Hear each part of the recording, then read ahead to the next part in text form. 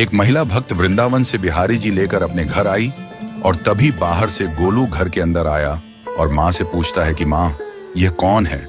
तो मैया ने बोला, ये भगवान है और ये ही हमारे मालिक हैं। अब तो घर में जब भी कोई नई चीज बनती तो सबसे पहले बिहारी जी को भोग लगता।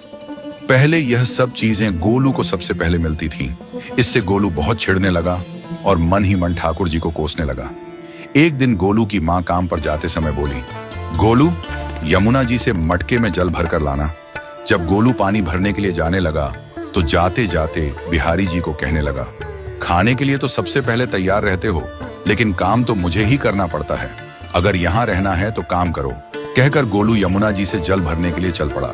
गोलू जब यमुना जी में जल भरने लगा तो उसने देखा कि यमुना जी के अंदर बिहारी जी विराजमान हैं और कह रहे हैं, ला गोलू, घड़ा हम भर देते हैं। गोलू उनको देखकर हैरान हो गया और बोला, नहीं नहीं, मैं अपने आप भर लूंगा। लेकिन ठाकुर जी ने उसके हाथ से घड़ा ले लिया और भरकर घर ले आए।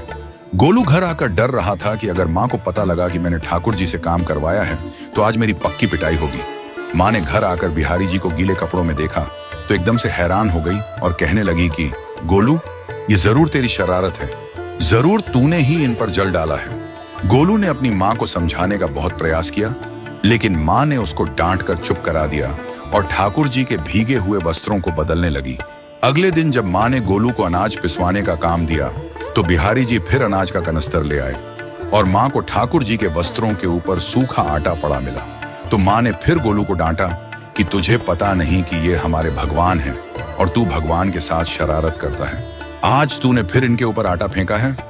तो गोलू शपथ लेकर कहने लगा, नहीं माँ, मैंने कोई शरारत नहीं करी है। ये तो मेरे हाथ से गेहूं का कनस्तर लेकर खुद पिसवा कर आए हैं। गोलू की माँ आज बहुत गुस्सा हुई। अगले दिन फिर माँ बोली, बेटा गोलू, आज तुम्हारे बाबा बाहर गांव से वापस लौट आएंगे। बस आज का ही काम है, तुम जंगल से थोड़ी लकड़ियां ले आना। गोलू फिर डर गया, कहीं ठाकुर जी फिर मेरे पीछे ना आ जाएं। गोलू ने माँ को बोला कि मैं चला तो जाऊंगा, लेकिन बिहारी जी को समझा लो, वो मेरे पीछे ना आए। उसकी माँ हंसकर बोली, हाँ हाँ समझा दूंगी, तुम जाओ तो सही। गोलू जल्दी जल्दी लकड़ियां लेने जंगल में चला गया और माँ काम पर चली गई। लेकिन उस दिन माँ काम से जल्दी वापस आ गई और देखा बिहारी जी अपनी चौकी पर विराजमान नहीं है। वह तो एकदम से घबरा गई कि कहीं गोलू की शरारत तो नहीं। वह भागी भागी जंगल की तरफ गई। तभी उसने देखा कि गोलू के साथ एक इंसान लकड़ियों को लेकर घर आ रहा है। गोलू की माँ यह देखकर हैरान हो गई कि यह तो बिहारी जी हैं।